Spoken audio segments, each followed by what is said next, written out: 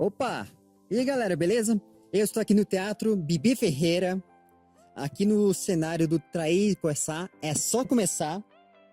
Peça que está aqui em cartaz, uma peça maravilhosa. E estou aqui com os dois atores, Hernando Thiago e Ricardo Siciliano. Obrigado, é isso aí. Já aproveitando a dica, estamos aqui de sexta a domingo, sexta e sábado às 21 horas, domingo às 20 horas. Curta temporada, não percam que é diversão garantida. É isso, não, e é uma honra fazer parte desse elenco. Eu entrei tem um ano, o pessoal Ricardo tá 5 anos, tem parte do elenco tá 18, 14 anos, então é uma honra fazer parte desse elenco. E aí, nós vamos discutir bastante coisa a respeito do teatro, que é um universo maravilhoso. Eu que estou agora começando a estudar teatro, e vale a pena. Então, roda a vinheta.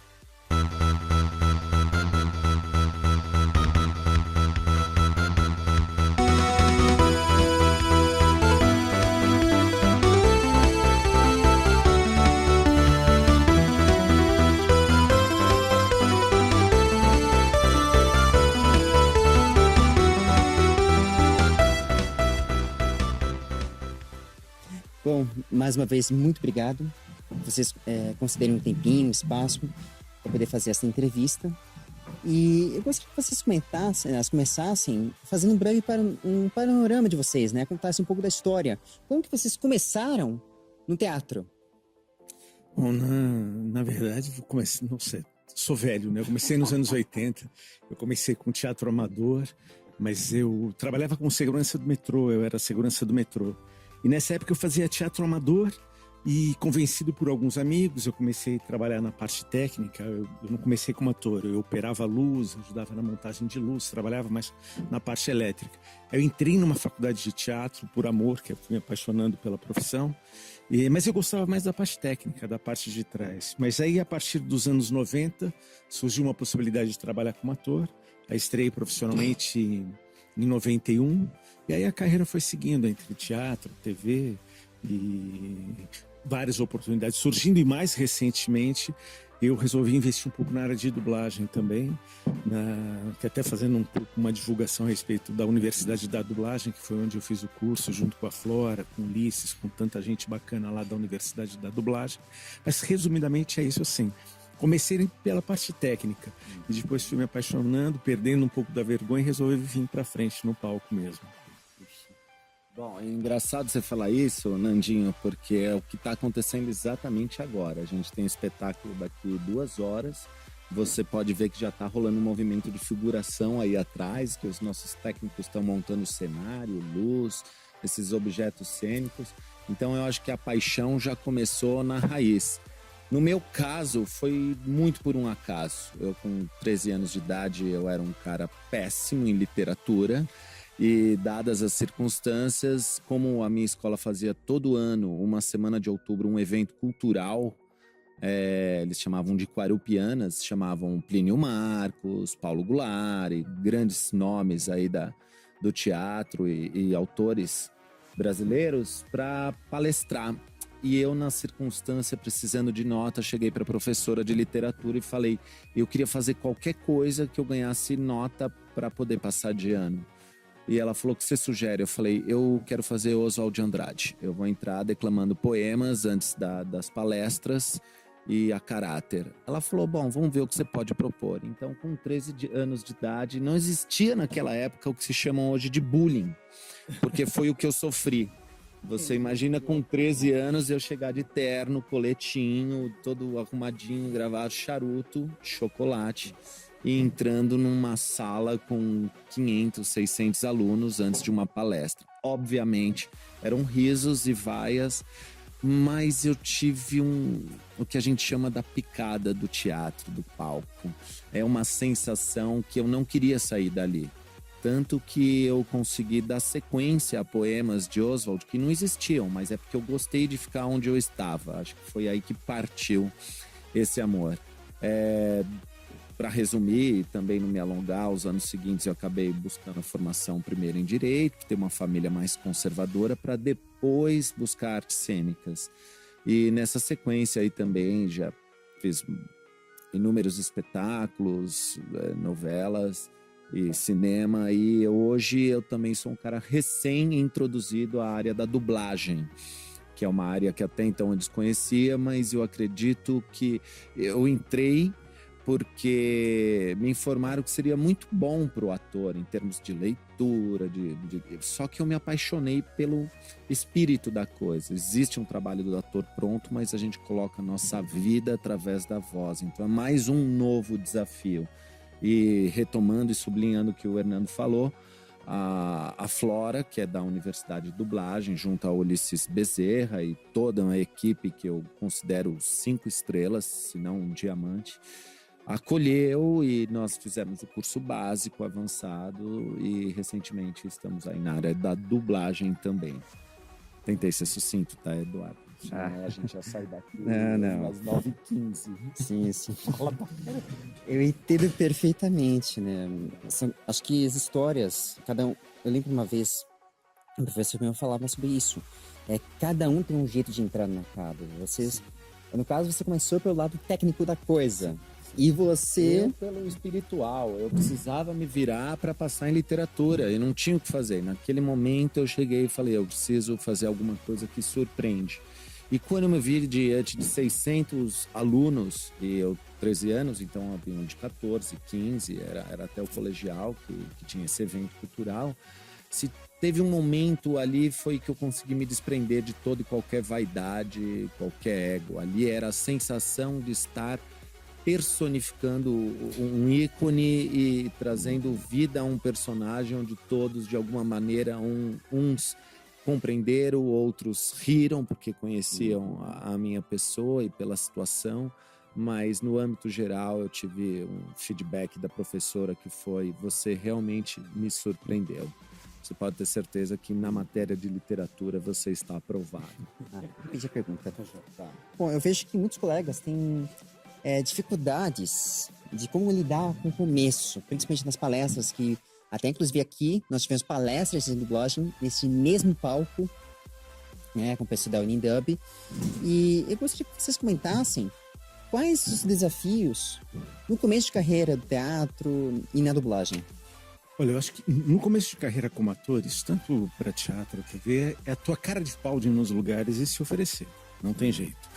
Mas uma coisa que é importante quando a gente fala de formação de ator, de você cursar uma faculdade, você cursar um curso preparatório de formação de ator, é nesse lugar que você vai conhecer os diretores. E são esses diretores que vão abrir o mercado para você. Isso facilita muito. Então você fala assim, eu quero ser ator, mas eu vou só pela experiência. Hoje em dia você tem poucas companhias que te oferecem essa oportunidade. Então quando você entra num curso de teatro, num curso de dublagem, num curso de rádio e TV, você vai conhecer os profissionais que já estão na área. E é através dessa amizade, dessa camaradagem, através da tua dedicação, do teu empenho, que você vai conseguir tuas primeiras oportunidades. Mas o desafio, ele continua mesmo depois. Porque eu, por exemplo, estou com 55 anos de idade. Os papéis na dramaturgia diminuem. Então vem um desafio de você, nossa, está terminando esse trabalho, será que eu consigo outro? O desafio na profissão vai ser eterno, como vai ser um desafio como em qualquer outra profissão. Você tem que se atualizar, você tem que tentar se renovar, buscar experiência com teus colegas, troca de experiências. Quando a gente fala aqui de Trair e Coçar, que está em cartaz há 33 anos, que é um sucesso absoluto, isso é uma raridade. Então tem atores aqui que estão empregados há 18 anos. Mas eu, por exemplo, eu entrei há 1 ano. Eu fiquei 2 anos numa situação difícil mesmo. Aí, graças a um colega do elenco que me indicou para o diretor, que foi o Scavazini, com aceitação de todo o elenco, eu consegui entrar na peça. Sempre... envolve a capacidade também, mas se você não tiver a ajuda de colegas e o teu empenho de ir atrás e de se esforçar, nada vai cair do céu, como não cai em nenhuma outra profissão. Você vê, eu com 55 anos estou tentando iniciar uma outra carreira na área de dublagem. É difícil, Ontem eu fiz minha primeira dublagem profissional. Fui fazer vozerio ontem. Cara, só que do meu lado estavam 2 profissionais excepcionais na área de dublagem, também fazendo vozerio. E é um início. Mas você tem que ter a cara de pau de ir atrás. E agora tem aquilo também assim, você tem que ter a dedicação e você tem que também ter uma autocrítica de saber se isso é para você, se a área é para você, se você tem essa capacidade. Tem coisas que são um desafio para mim até hoje. Então, assim, o desafio vai sempre existir. Por isso é importante, você tem que buscar uma formação inicial, um curso de teatro, uma faculdade de teatro, o que quer que seja. E é isso que vai te levar a conhecer as pessoas do meio. Eu complementando, enfim, já não sei nem mais qual é a palavra. O que o Nando praticamente disse, 90% do que de fato acontece. A dificuldade é eterna, porque ele é um mercado altamente competitivo. Eu acho que o grande segredo é numa frase que eu carrego de Shakespeare: estar pronto é tudo. Ou seja, é o seu preparatório que vai te dar a base para lá na frente você estar apto a qualquer desafio. Então, o Hernando, não sei por que ele diminuiu, ele está aqui por capacidade. Eu posso reiterar isso, porque eu estou há muito mais tempo que ele, e eu sei que vieram atores que fizeram os testes, estudaram as cenas, e quando vieram para o palco, pelo ritmo que tem o espetáculo, não seguraram, o diretor agradeceu e chamou outro. Então, também não é qualquer um que entra num espetáculo que já está há muito tempo em cartaz, que já tem uma dinâmica, que já tem uma estrutura, e isso já acontece, essa partitura. A dificuldade, ela vai existir eternamente, até porque, infelizmente, aí eu digo por experiência de ter morado muito tempo fora, o nosso mercado também ele é bastante prostituído. Prostituído não no sentido sexual da coisa, mas no sentido da pessoa não se dar valor. Recentemente, há uns 8 meses atrás, eu fiz um trabalho de Nelson Rodrigues na Sala Oswald, um trabalho maravilhoso com direção de Jean D'András, segundas e terças. Não vem ao caso porque não vou citar o nome do colega, mas teve um ator que pegou e comentou em rede social: ganhar em ensaio para quê? A gente tem que se sacrificar, e não é isso. É aí que eu falo que vem a prostituição. O nosso mercado, ele sempre foi muito valorizado no sentido de a gente é reservado 1 mês ou 2 para ensaio, a gente recebe por isso. A gente vai fazer algum trabalho televisivo, você tem que receber por isso. Então existe ainda uma cultura muito do favor, do dar um jeito, do aqui dá. E pelo número, né, da procura diante da oferta, ou seja, muito mais atores recém-formados do que propriamente dito o número de empregos que existe, as pessoas literalmente acabam aceitando qualquer coisa. E aí é que eu entro com a palavra prostituição. Então, eu acho muito legal você que está vindo dessa geração que está chegando, conscientizar esses novos e recém-formados atores a dar valor à profissão. Eu posso te dizer que durante alguns anos eu fui um cara que também sempre fez muita publicidade, e hoje eu recebo muitos convites publicitários a valores que são, no meu conceito, uma agressão. E só que eu tenho a consciência de que eu não aceitando, tem mais 30, 40, 100, 200 que aceitam por aquele valor ou por menos. Então a prostituição está aí. E isso diminuiu um pouco. Já não é o que acontece dentro da dublagem. A dublagem conseguiu, ao longo desses anos, criar um sindicato e uma união muito forte, onde os dubladores realmente conseguem paralisar o mercado e fazerem jus àquilo que trabalham. Ou seja, existe um valor dentro da dublagem. E eu acho que é aí que também, de repente, até acabou me atraindo um pouco mais esse mercado. Porque é um mercado muito sério, muito profissional e, acima de tudo, que dá o devido valor. A gente não está falando de uma exuberância, a gente está falando do justo. A gente está falando de uma coisa que existe na CLT, na Consolidação de Leis Trabalhistas. Existe um direito mínimo do ser humano que se dedica ao seu trabalho e deve ser ressarcido por isso. Eu tenho essa concepção. Agora, o desafio é eterno. Eu acho que só o grande prazer da profissão, e isso eu tomo como propriedade minha, é que eu vejo que ao longo dos anos é a única profissão que eu melhoro, né? Se você é um jogador de futebol, vai chegar em algum momento que você vai ter que abandonar a profissão, porque ela depende fisicamente. E no caso do ator ou atriz, eu acredito que não. O tempo vai lhe dando maturidade para fazer as coisas com muito mais essência, com muito mais conteúdo, com muito mais verdade, que é o que a gente faz aqui. Aqui é uma comédia, onde eu assisti quando eu tinha 14 anos de idade, no Teatro Zácaro, e eu me lembro muito que tinha uma coisa bem pastelão mesmo, todo mundo fazia muita graça, os atores eram bons e engraçados. E, na verdade, é um texto muito bem escrito pelo Marcos Caruso. E a graça está na verdade do personagem. Então, hoje a gente trouxe uma nova direção, que é a direção que deixa os personagens verdadeiros em cena, e a graça está justamente na confusão, na tragédia. Enfim.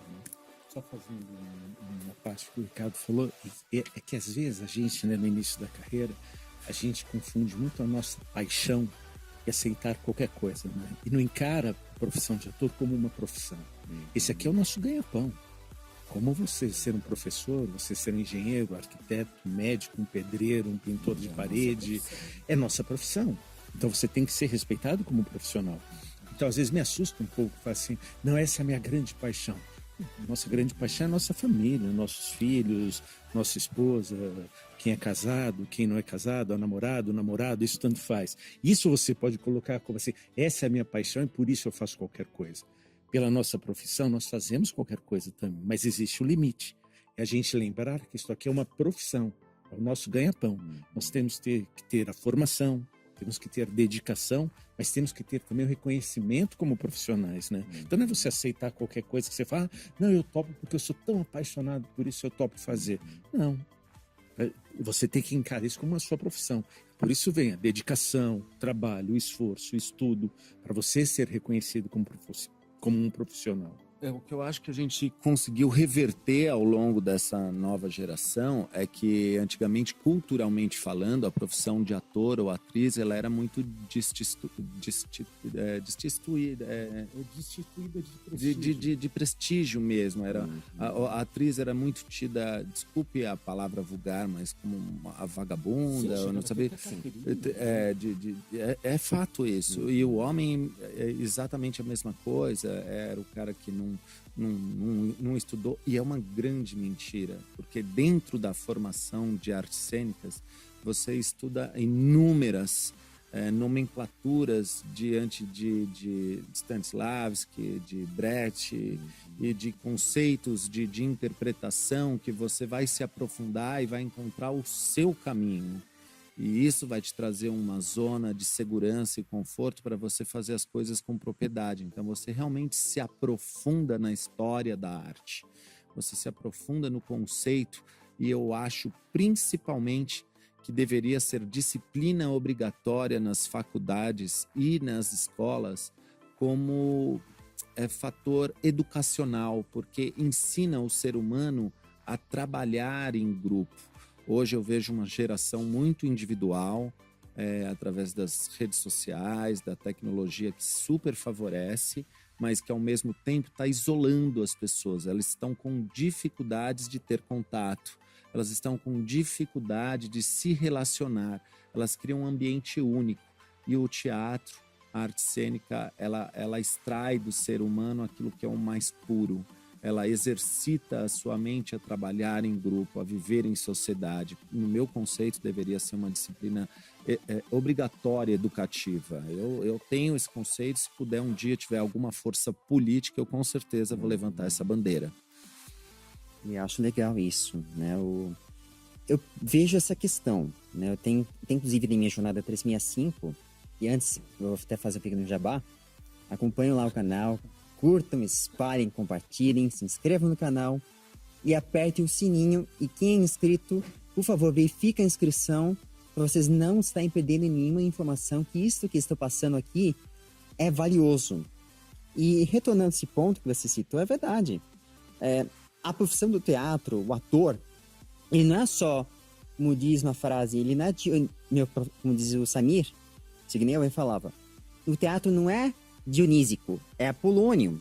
Ou seja, não é só a diversão, é o trabalho.